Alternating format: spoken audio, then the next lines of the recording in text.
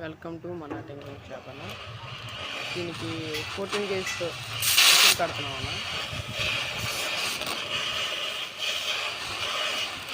3.5 పెట్టి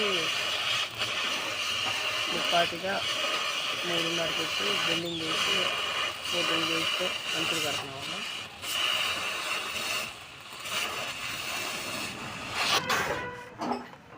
కంచేది అన్న.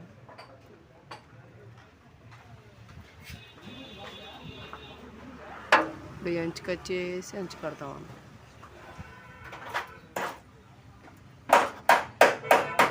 ఇప్పుడైతే అంచు ఎక్కించామన్నా. అంచుకి ఫుల్ ఎల్లింగ్ పెడతాం.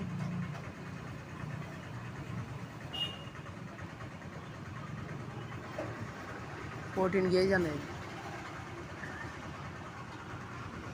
ఇదిగో నా 14 గేజ్ వేస్తున్నాం నేను.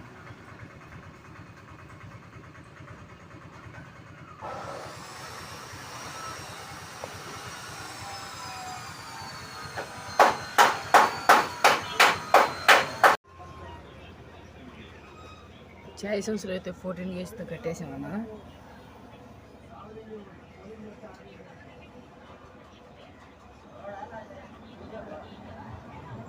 చాయిస్ ప్లేట్కి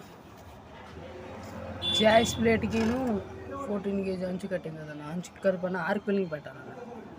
ఆర్పెలింగ్ పెడితే గట్టిగా ఉండేది అనమాట.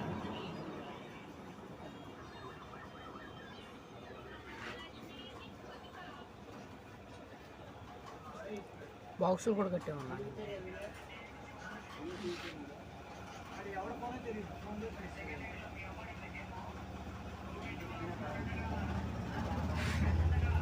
సమోసా అయితే కంపెనీ ఎలా ఉండిద్దో అలాగే మనం లోన పెడతాం అన్నప్పుడు ఏ బండికైనా. షేపులు కూడా కట్టామన్నా. ఈ షేపులు బయట కట్ చేసి బయట పక్క కూడా వెల్డింగ్ పెడతామన్నా. మెల్ట్ చేసేస్తాం అన్నమాట. అయితే పోర్ కింద ముక్క కూడా కట్టామన్నా.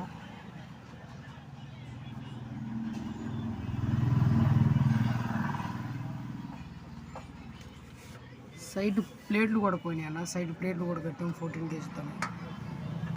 చాయిస్ కూడా క్రాక్ వస్తే 14 గేజ్ వేసి వెల్డింగ్ పెట్టేసామన్నా.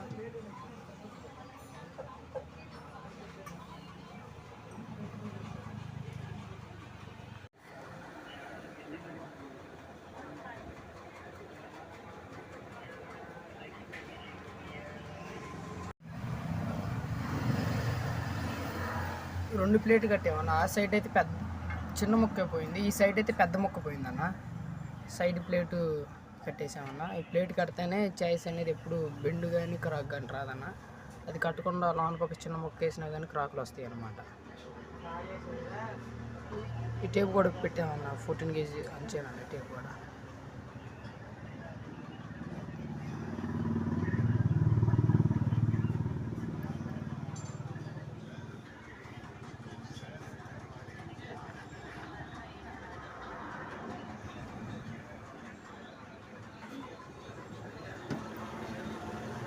రెండు పక్కల కట్ చేసి మెల్ట్ చేసామన్నా షేప్లు.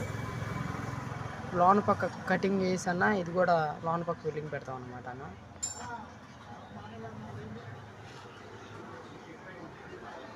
సమోసాలు రెండు పక్కల కరెక్ట్గా కంపెనీది ఎలా ఉండేది అలాగే పెడతాం అన్న.